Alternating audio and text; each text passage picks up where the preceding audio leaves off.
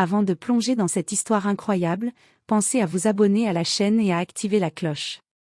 Ici, chaque récit a quelque chose à dire, et vous ne voudrez pas en manquer un seul.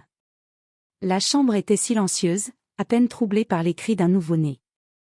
Leila venait d'accoucher, épuisée mais radieuse, tenant contre elle le petit Malik, son fils. La lumière douce de la chambre faisait briller le visage du bébé, illuminant sa peau sombre et ses yeux curieux. Marie, son mari, entra dans la pièce. Ses yeux balayèrent l'enfant et s'arrêtèrent. Son regard se figea. La couleur de la peau du bébé, noire.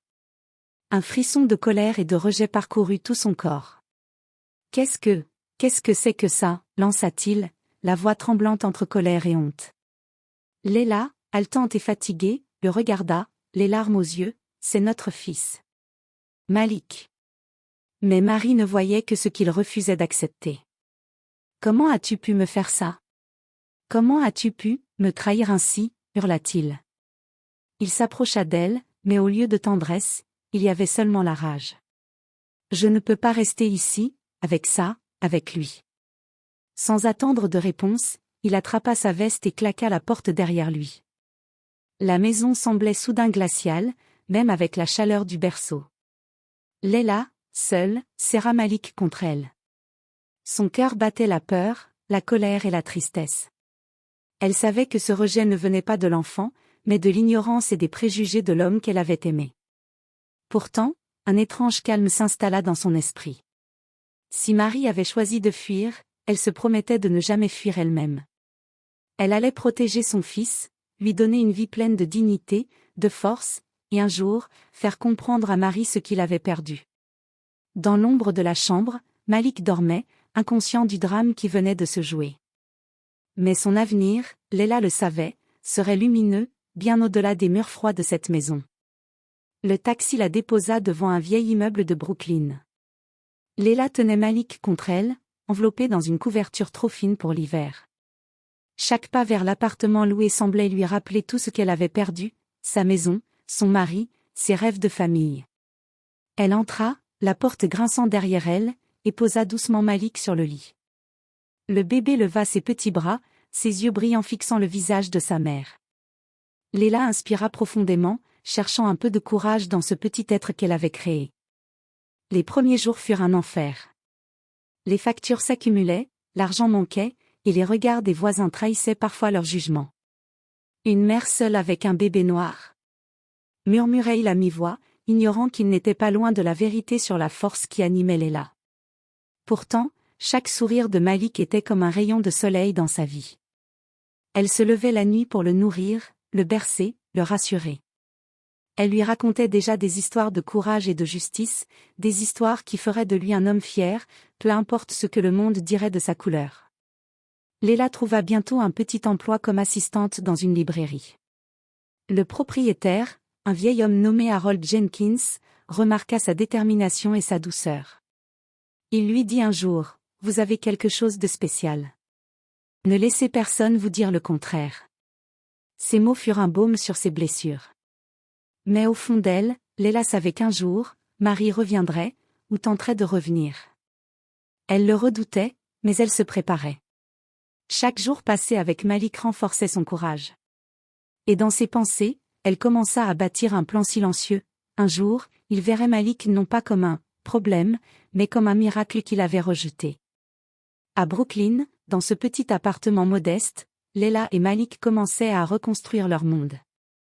Un monde où l'amour et la dignité seraient les seules lois, et où aucun préjugé ne pourrait jamais les séparer. 2 mois s'étaient écoulés depuis que Leila avait été chassée. Chaque matin, elle réveillait Malik avec un sourire et chaque soir, elle s'endormait avec lui contre elle, épuisée mais invincible. Elle avait trouvé un équilibre fragile, fait de travail à la librairie, de courses au marché et de petites victoires sur ses peurs. Mais un matin, alors qu'elle ouvrait la porte pour ramasser le courrier, son cœur fit un bond. Marie se tenait là, impeccable, comme si rien ne s'était passé. Son regard, autrefois rempli de colère, était maintenant froid et calculateur. « Leila, dit-il, sa voix basse et maîtrisée. Je veux comprendre. » Leila ne bougea pas. Malik jouait sur le tapis, inconscient du drame qui se rejouait devant lui. Comprendre quoi? Demanda-t-elle calmement. Que tu as cru pouvoir jeter ton propre fils et moi parce qu'il n'était pas à ton goût? Marie baissa les yeux, honteux. Mais il avait changé depuis cette colère initiale. La réalité l'avait rattrapé, la maison vide, les voisins qui murmuraient, et surtout, le vide de sa vie sans sa femme et son fils. Il s'approcha timidement, comme un enfant qui craint le jugement d'un adulte. Je ne savais pas quoi faire. Léla sentit sa colère se mêler à une étrange pitié. Elle savait que ce moment viendrait. Elle avait espéré que Marie verrait un jour ce qu'il avait perdu. Mais aujourd'hui, elle avait un choix, le laisser s'excuser, ou lui montrer qu'il avait été trop tard. Regarde-le, dit-elle doucement, en montrant Malik qui souriait innocemment. Ceci est ton fils. Et ce que tu refuses de voir est sa dignité, sa force, son amour. Tout ce que tu as perdu. Marie s'accroupit, les yeux humides. Malik leva ses petits bras vers lui. Une étrange émotion traversa Marie, une combinaison de regrets, de honte et d'un amour qu'il avait refusé de reconnaître au moment où il en avait le plus besoin. Léla sut alors que le vrai test n'était pas pour elle, mais pour lui. Il devait comprendre que le temps perdu ne se rattrapait pas, et que l'amour et la loyauté ne pouvaient être imposés par la peur ou le racisme. Ce soir-là, Marie repartit, silencieux, avec son propre cœur alourdi. Mais Léla savait que son départ n'était pas la fin, seulement le début d'un chemin où Malik grandirait pour montrer à son père ce qu'il avait rejeté. Les saisons passaient, et Malik grandissait, intelligent, curieux et incroyablement sensible au monde qui l'entourait. À 5 ans, il lisait déjà avec Léla des histoires qui semblaient bien trop compliquées pour son âge, et posait des questions que même des adultes peinaient à comprendre. Léla le regardait avec fierté. Chaque geste de son fils, chaque mot qu'il prononçait, était une preuve silencieuse qu'elle avait fait le bon choix en refusant de revenir vers Marie. Malik n'était pas seulement un enfant noir dans ce monde, il était une lumière, un symbole de résilience et d'amour. Un après-midi, alors que Malik jouait dans le parc avec d'autres enfants, Marie surgit soudain, hésitant, incapable de cacher sa curiosité et son désir de voir son fils. Ses yeux bleus se fixèrent sur Malik, qui lui souriait innocemment, ignorant la tempête d'émotions qui traversait son père. Léla, commença Marie, mais elle posa une main ferme sur le bras de Malik, le protégeant silencieusement. Malik se retourna vers Marie, ses yeux brillants. Papa, demanda-t-il innocemment. Ce simple mot fit trembler Marie. Jamais il n'avait entendu un papa aussi pur, sans peur, sans colère. La voix de Malik portait une vérité que Marie n'avait jamais pu comprendre. L'amour n'avait pas besoin de permission, et la dignité ne se mendiait pas. Léla, sentant que Marie vacillait, parla calmement, regarde-le bien. Il n'a besoin de rien de toi, pas de ton approbation, pas de ton amour conditionnel. Il a tout ce dont il a besoin pour être un homme bon et fort. Marie se détourna, incapable de soutenir ce regard plein de force. Pour la première fois, il comprit ce qu'il avait perdu. Malik n'était pas seulement un enfant, il était le reflet de Léla, de sa patience, de son courage et de son indomptable volonté. Ce soir-là, Marie rentra chez lui, silencieux et brisé. Pour la première fois, il se rendit compte que rejeter son fils avait été une erreur irrémédiable. Mais Léla, elle, savait que le chemin était loin d'être terminé. Malik grandirait, et un jour, il montrerait à Marie que la véritable grandeur ne venait pas de la peur ou du rejet, mais de l'amour et du respect. Les années avaient passé. Malik avait maintenant 9 ans, brillant et sûr de lui, héritier de la force et de la sagesse de sa mère. Léla avait transformé leur vie en un havre d'amour et de réussite, malgré les blessures du passé. Malik excellait à l'école, surprenant ses professeurs par son intelligence et sa maturité, et il était aimé de tous pour sa gentillesse et son courage.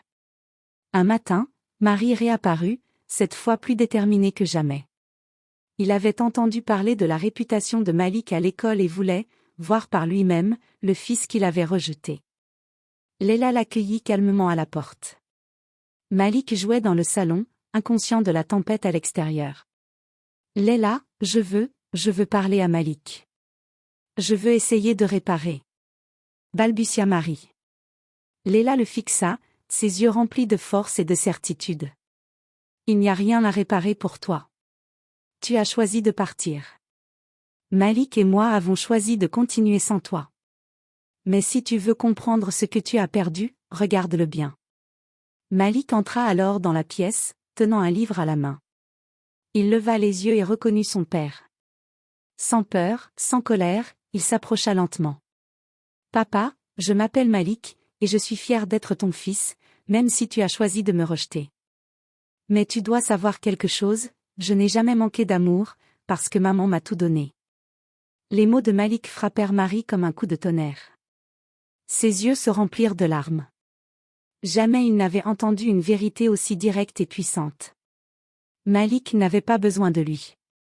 Malik était complet, fort, et digne. Léla s'avança, posant une main protectrice sur l'épaule de Malik. « Regarde-le bien, Marie. Tout ce que tu as refusé de voir, et pourtant, il a grandi plus grand et plus fort que tu ne pourras jamais l'imaginer. Tu as rejeté ton fils, mais lui, il ne t'a jamais rejeté. » Marie tomba à genoux, submergée par le regret et la honte. Pour la première fois, il comprit que sa peur et son ignorance avaient détruit des années qu'il ne pourrait jamais récupérer. Malik, debout, le regardait avec calme et dignité. « Je reste. » dit Léla enfin, sa voix douce mais ferme.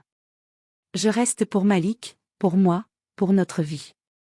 Et tu restes ici uniquement si tu peux apprendre ce que signifie vraiment l'amour. » Marie hocha la tête, incapable de parler. Malik s'approcha de lui, dans un geste simple mais chargé de signification, posa sa petite main sur la sienne. C'était un pont entre le passé et l'avenir, une leçon silencieuse mais irréfutable. L'amour et le courage ne se mesurent pas à la couleur de la peau, ni aux erreurs du passé, mais à ce que l'on choisit de construire dans le présent. Léla, Malik et Marie restèrent là, dans ce salon lumineux, et pour la première fois depuis des années, un début de réconciliation naissait, non pas parce que Marie avait raison, mais parce que Malik et Léla avaient choisi de montrer ce qu'était la véritable grandeur.